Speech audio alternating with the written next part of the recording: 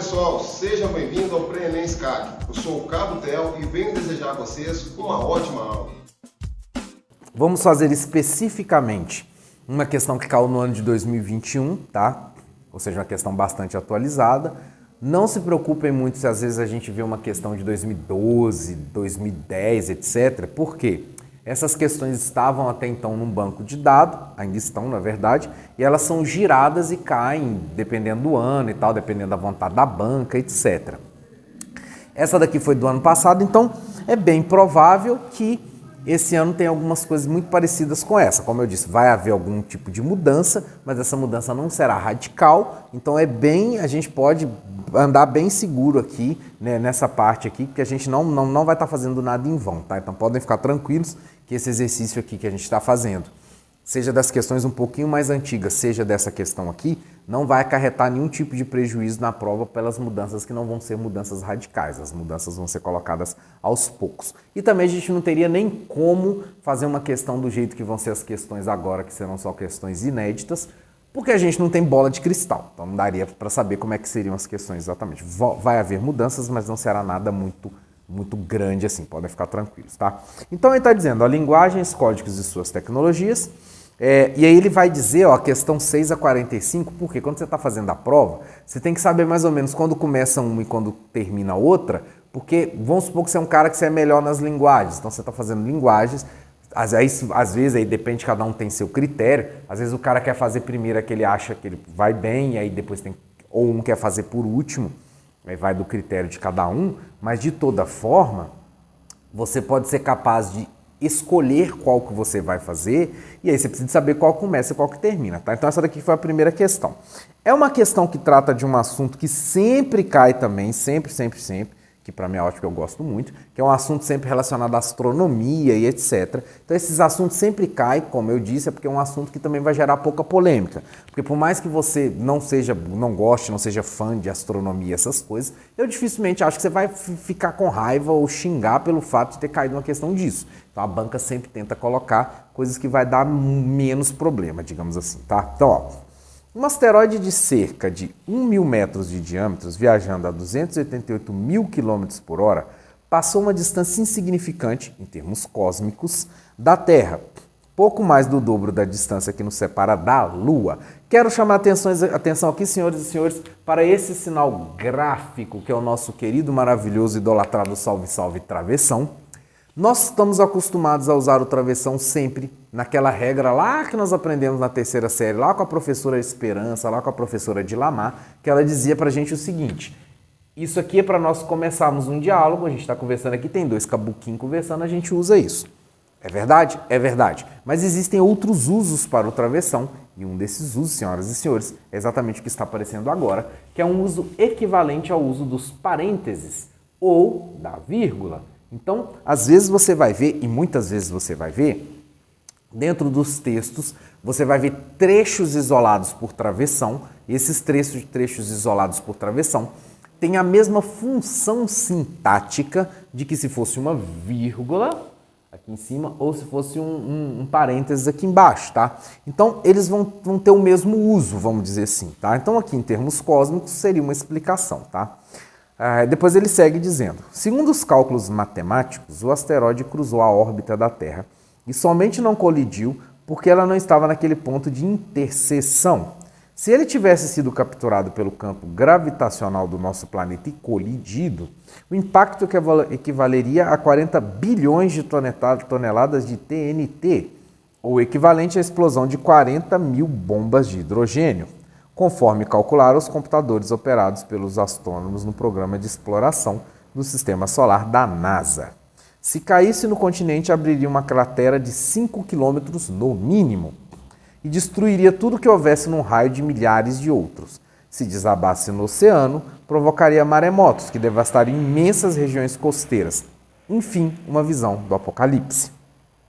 E aí olha o texto que eles buscaram, galera, um texto de 2010. Tá ali na referência, ó, disponível em blá blá blá e acesso em 23 de abril de 2010. Tá vendo que quando eu falo para vocês que as questões, que você não tem que ficar perdendo tempo na internet, procurando adivinhar quais são as atualidades, o que vai cair. Ah, pode cair esse negócio aí da Ucrânia que está rolando agora, pode cair alguma coisa aí dessa picadinha que tiveram, pode cair alguma coisa desse problema de saúde pública que tivemos. Dificilmente. Acredito até que pode cair uma questão ou outra relacionada a isso, tá? Mas assim, eles jamais vão basear um Enem inteiro nisso. Por quê? Porque as questões já estão prontas. Então teria que ser uma logística gigantesca para você ter que mudar tudo. Imagina se todo ano a banca lá do Enem, o pessoal que tivesse o Enem, eles tivessem que pegar tudo que está acontecendo na hora, refazer para criar questões. Ia ser igual o Sísifo lá empurrando a pedra todo dia, a pedra voltando e acertando ele, não ia ter como. Então o que eles precisam fazer? Eles precisam já ter questões ali prontinhas na boca do gol para eles poderem usar quando necessário. Então note que o acesso deles foi 23 de abril de 2010. Se bobear, isso não está nem mais lá no site. Então nós estamos falando de uma questão, senhoras e senhores, que o texto foi pego em 2010 e saiu no Enem de 2021. Se passaram 11 lindos anos. E durante esse tempo a questão estava lá, dormindo dentro dos arquivos do INEP. Então é assim que a banda toca. Não se preocupe com questões de novidade, atualidades. Já vi muito livro de atualidade vendendo, é pura perda de tempo. Se você comprar isso daí e ficar lendo, vai ser bom para você em termos culturais, né? Para você ficar, digamos, por dentro do que está acontecendo, mas em termos de Enem mesmo, isso daí não vai significar muita coisa não, tá? Não vai ter como cair esse tipo de coisa. É diferente de alguns concursos que eles já inclusive deixam claro dentro do edital deles que eles fazem, que na prova eles vai cobrar atualidade. Aí é outra coisa. Aí o cara lá da banca, ele vai estudar especificamente a atualidade, ele vai produzir questões de atualidade e aí você vai fazer uma prova de atualidade, o que não é esse caso aqui, tá? Então vamos para a questão, galera. Ó, a questão diz assim, qual estratégia caracteriza o texto como uma notícia alarmante? Senhoras e senhores, tem questões que você consegue respondê-las sem ler o texto. Essa questão não é uma delas, porque essa questão foi feita de uma maneira que você precisa ler o texto, porque é uma questão muito abrangente. Ela quer saber qual foi a estratégia que o texto usou para se tornar ser um texto alarmante, tá? Então, por que a gente pode dizer que esse texto é um texto alarmante? A pergunta seria mais ou menos essa, tá? Letra A vai dizer descrição da velocidade do asteroide. A B vai dizer recorrência de formulações hipotéticas. C, referência à opinião dos astrônomos. Utilização da locução adverbial no mínimo. Ou comparação com a distância da Terra com a Lua. A primeira coisa aqui que eu sempre recomendo, pensem o seguinte, um segundo enquanto eu molho a palavra. Qual questão você acha que é a correta? Vejam bem. Pensou? Beleza, então. Vejam bem, eu sempre recomendo para os alunos tentarem fazer a seguinte coisa.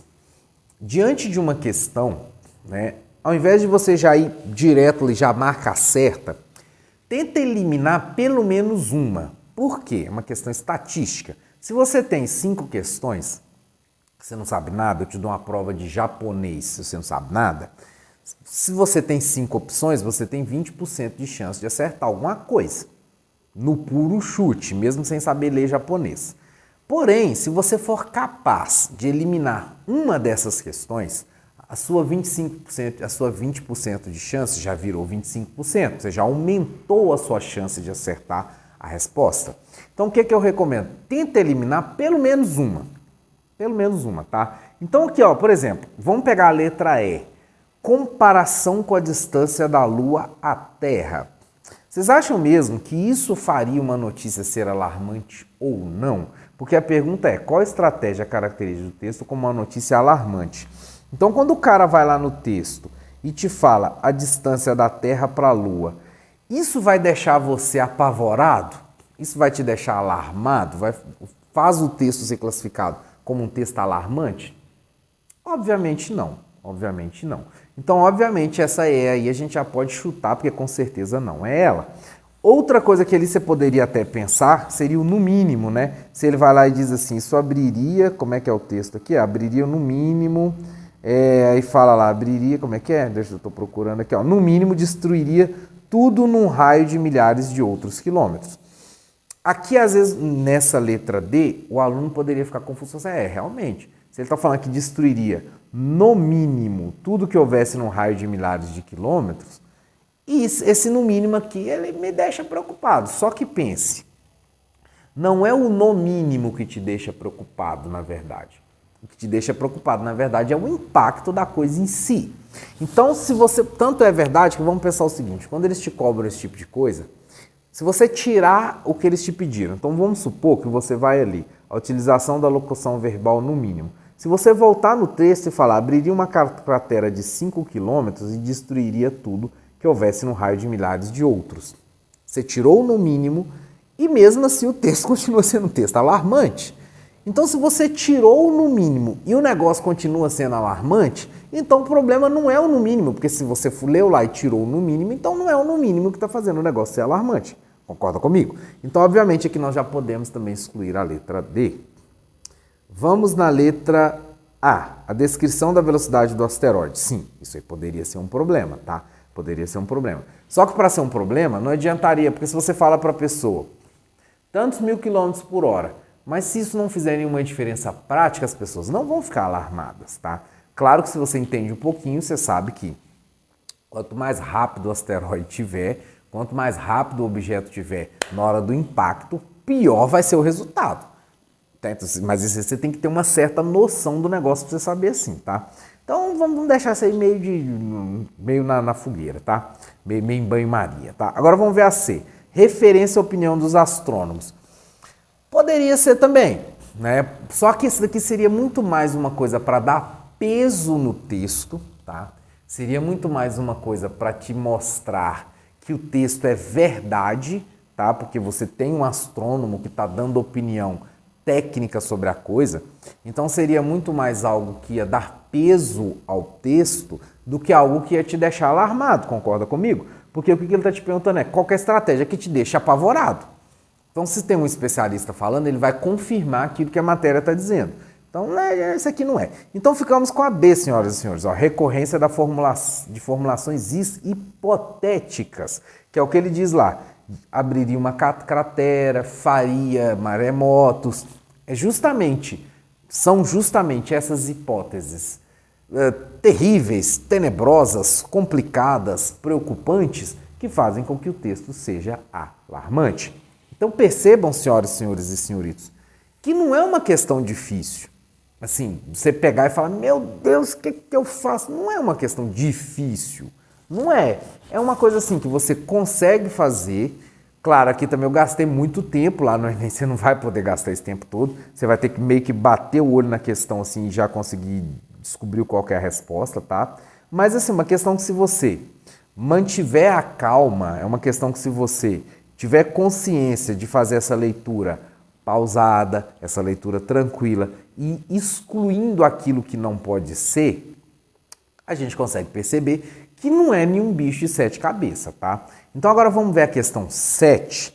Então perceba, o que eu sempre proponho para vocês? Tenha calma, leia a questão com tranquilidade, vai eliminando aquelas que você vê que o negócio não tem sentido, porque a gente não conseguiu eliminar pelo menos 2 de cara.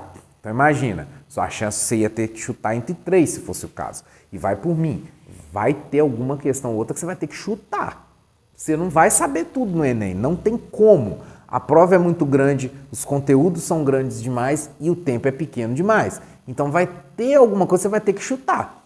Qual que é a estratégia? Principalmente em linguagens aqui. Você vai eliminar, se você conseguir eliminar ali 2 ou nem que seja uma, na hora que você chutar seu chutezinho, ele vai ser um pouquinho mais calibrado, né? Então tenta fazer isso, porque você se garantindo naquelas que você sabe e você dando um chute mais ou menos certeiro naquelas que você não sabe, existe uma grande possibilidade de você aumentar a sua nota, tá? Então vamos na questão 7, galera.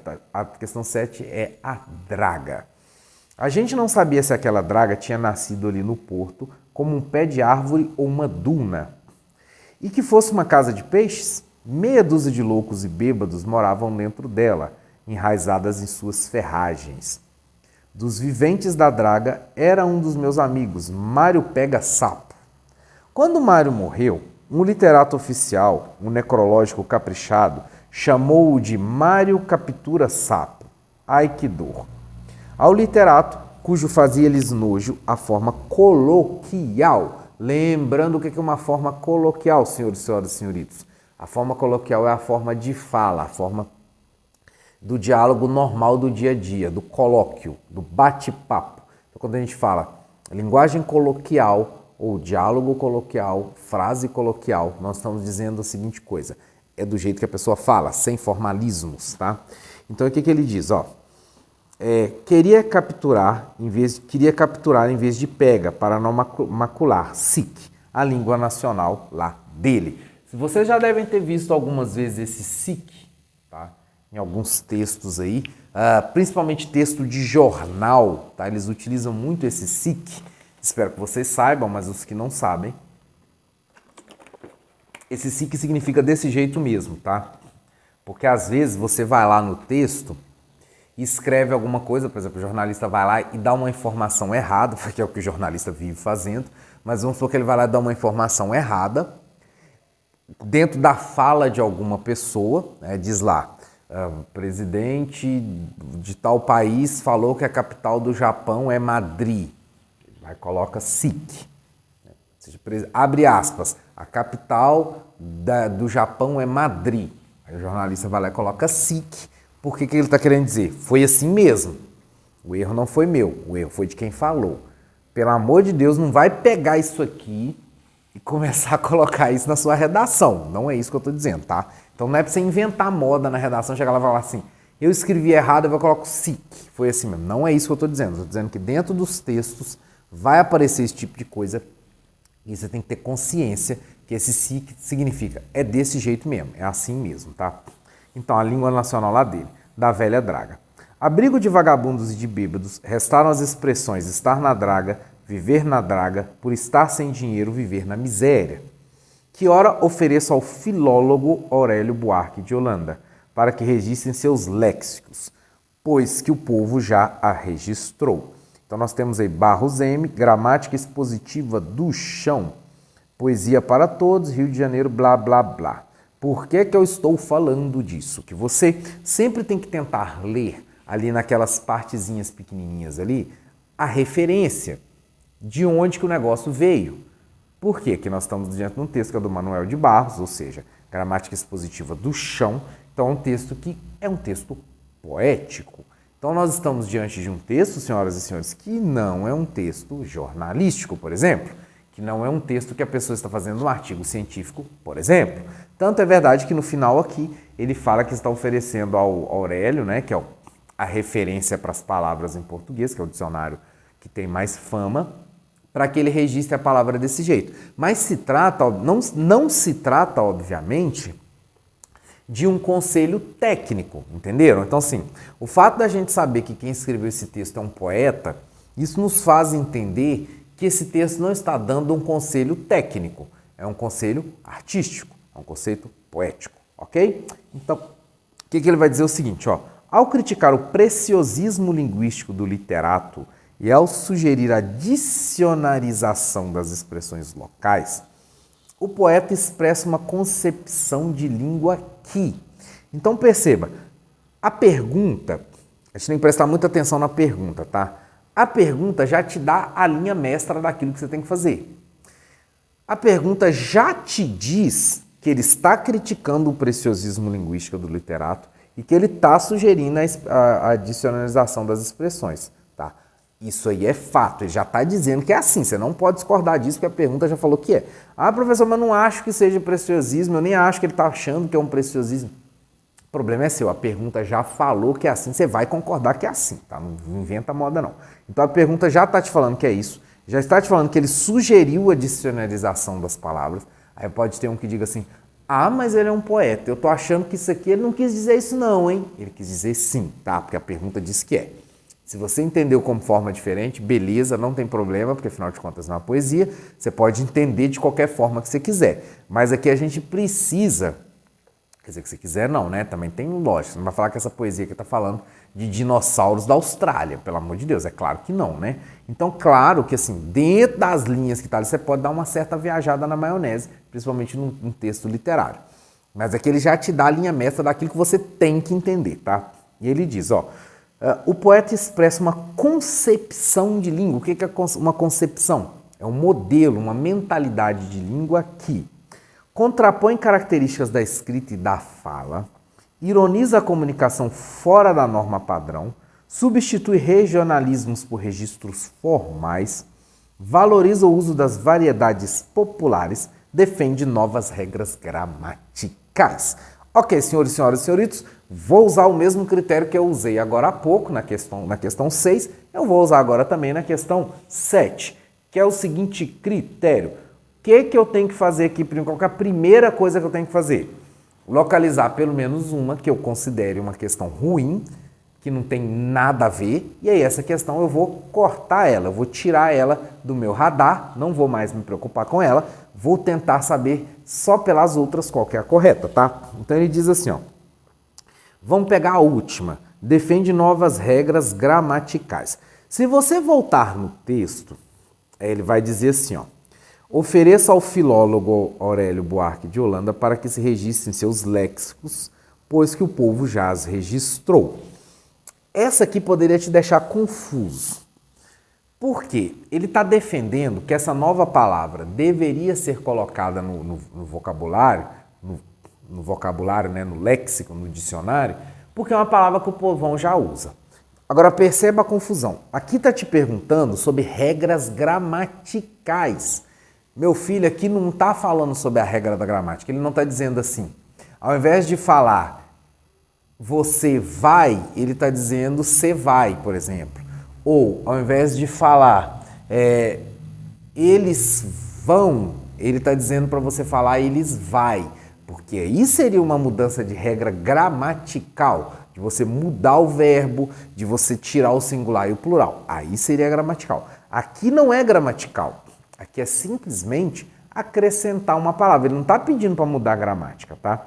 Então aqui a gente obviamente poderia tirar essa, tá? Mas vamos supor que você ficou na dúvida, essa aqui aceita uma certa dúvida. Vamos na letra A.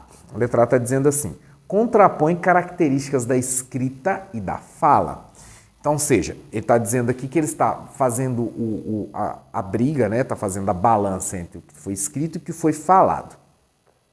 Perceba que ali no texto não tem nada de... Tá, quer dizer, tem alguma coisa quando ele fala ali que tem que acrescentar no dicionário, tá? Mas ele não diz assim, as pessoas escrevem draga com 2 Gs, por exemplo, mas as pessoas falam draga com um G só. Então a fala da pessoa está diferente da escrita. Não é isso que ele está fazendo, tá? Esse texto aqui, ele não está tratando dessa diferença entre o que foi escrito e o que foi falado. Então esse daqui, esse estava claro, né? Essa letra aqui você já podia tirar. B. Ironiza a comunicação fora da norma padrão. Vocês viram alguma ironia aqui, dizendo assim, olha, o pessoal está falando fora da língua padrão, esse pessoal se acha bom, sei lá, algum tipo de ironia nesse sentido? Não teve. Por quê? Porque o texto em nenhum momento vai ironizar as pessoas que falam da norma padrão. O que ele está dizendo ali, registre nos seus léxicos, porque o povo já registrou, mas isso não é uma ironia. A não ser que ele dissesse assim, o povo já sabe o que vocês não sabem. Ou o povo é mais burro do que vocês, por exemplo, como se fosse uma ironia. Mas ele não fez isso, o texto não tem essa ironização de quem está fora da coisa, entendeu? De quem está fora da língua padrão. Então não tem isso. Ironiza a comunicação fora da língua norma padrão. Não tem isso no texto, tá? C. Substitui regionalismos por registros populares.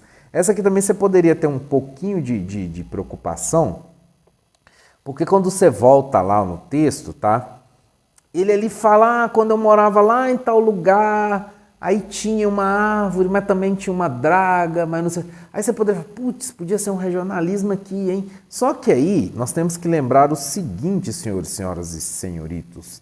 O que é um danado de um regionalismo, tá? Regionalismo nada mais é do que você ter diversas regiões, né? Você pega lá o Brasil, diversas regiões, e cada uma dessas regiões, esse aqui seria um Brasil, a grosso modo, e cada um aqui vai falar de um jeito. Isso seria um regionalismo. Quando a gente pensa em variação de língua portuguesa, existem dezenas de regionalismos, cada um vai falar português do mesmo jeito, de jeito diferente, mesmo sendo português do mesmo jeito, são diferenciações regionais. Aqui não se trata de uma diferenciação regional, porque olha o que ele fala. Ele está fazendo uma contradição entre o que o povo fala e o que os literatos falam. Então não é uma contraposição entre o que uma pessoa do norte fala e uma pessoa do Rio Grande do Sul fala, por exemplo. Uma pessoa do Rio Grande do Sul e do Rio Grande do Norte, por exemplo. Não é uma diferença de região, é uma diferença social praticamente. Porque o que ele está falando aqui embaixo? Ó? Olha a letra D. Valoriza o uso de variedades populares. Então, o que esse texto defende? Que você tem um filólogo, né, que é o Buarque de Holanda, que é um filólogo importante, que é o cara que cria o dicionário. Só que esse cara que cria o dicionário, eles vão dizer que ele está um pouco lento no que se refere àquela comunicação do povo que já está falando de outra forma. Então, quando a letra D, senhoras e senhores, te diz que valoriza o uso de variedades populares, nós estamos diante de uma letra que está trazendo a verdade no que o texto diz, porque lá em cima ele diz: o poeta expressa uma concepção de língua que valoriza o uso de variedades populares. Sim, sim. Porque lá em cima ele diz, olha, nós porque éramos o povão, a gente dizia que a draga era isso, isso e isso, a gente falava dessa forma, e vem um outro cara e mudou, e agora você que é um filólogo, você ainda não mudou pra gente. Nós estamos querendo valorizar uma linguagem que é uma linguagem do povo, que é uma linguagem falada, que é uma linguagem do povão, tá? Isso aqui, senhoras e senhores, é uma outra questão que sempre vai cair. Então, falei lá atrás dessa questão da crítica social, da temática de astronomia. Temos uma questão relacionada a uma temática que sempre vai cair também, que é uma temática de variação linguística, tá? Então, essa temática de variação, ela é importantíssima e todo o Enem ela vai ser trazida. O que eu quero que você preste muita atenção quando acontecer isso? Quase sempre, nós vamos ter dois tipos de questões quando se trata de variação. Ou eles vão fazer uma questão para te perguntar se existe algum tipo de preconceito ali do jeito da pessoa falar, que é o que se chama de preconceito linguístico, tá?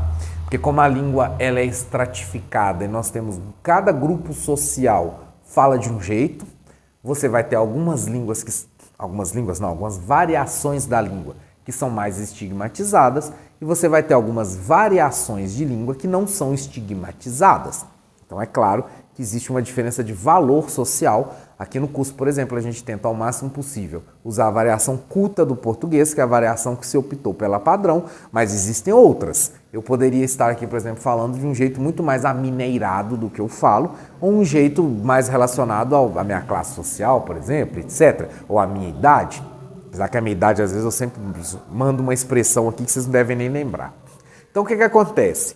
Toda língua varia e isso é uma coisa absolutamente normal. No Enem, eles vão te perguntar, das duas, uma, ou tentar te emparedar para você descobrir e para você se posicionar sobre se a língua se as variações da língua todas são boas e ruins, ou se uma vale mais do que a outra, e aí você sempre tem que responder que nenhuma vale mais do que a outra, só que você vai ter uma de prestígio, porque essa de prestígio é aquela que os grupos que têm poder de pressão colocaram como a de prestígio.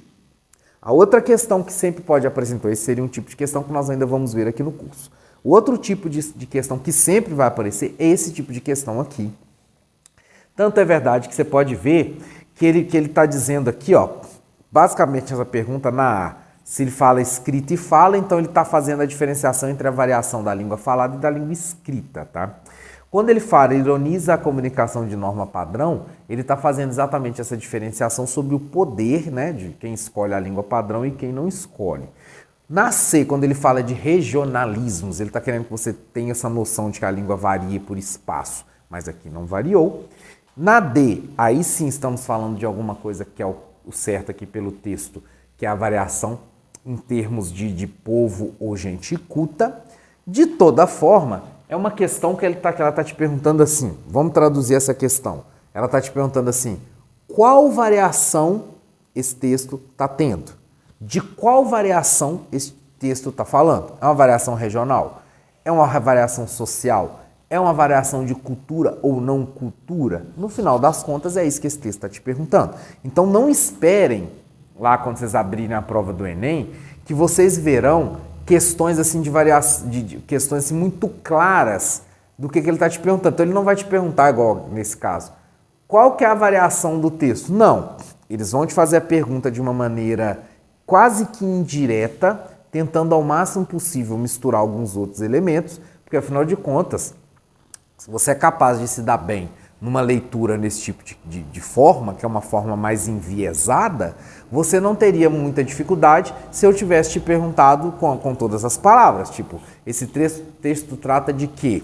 Variação linguística, variação social, variação entre cultura e não, etc, etc. Se eu te falasse dessa forma, se eu te colocasse a pergunta dessa forma, você teria muito mais chance de acertar. Então é exatamente o tipo de coisa que o Enem não quer fazer, porque ele quer que você se esforce um pouco mais, porque ele está exatamente medindo a sua capacidade de quê? De interpretação. Então a sua capacidade de interpretação tem que ser maior quanto mais complexo o texto for. Senhoras e senhores, por hoje então terminamos por aqui. Não se esqueça de dar aquela voltada nos conteúdos caso seja necessário. Ou contactar-nos em nossas redes sociais, seja no meu canal particular, seja no Instagram, etc, etc, etc, que nós responderemos dentro do tempo possível. Ou lá no grupo do Telegram também. Nós responderemos dentro do tempo possível. Ok? Então por hoje ficamos por aqui, pessoal. Até a próxima. Fui!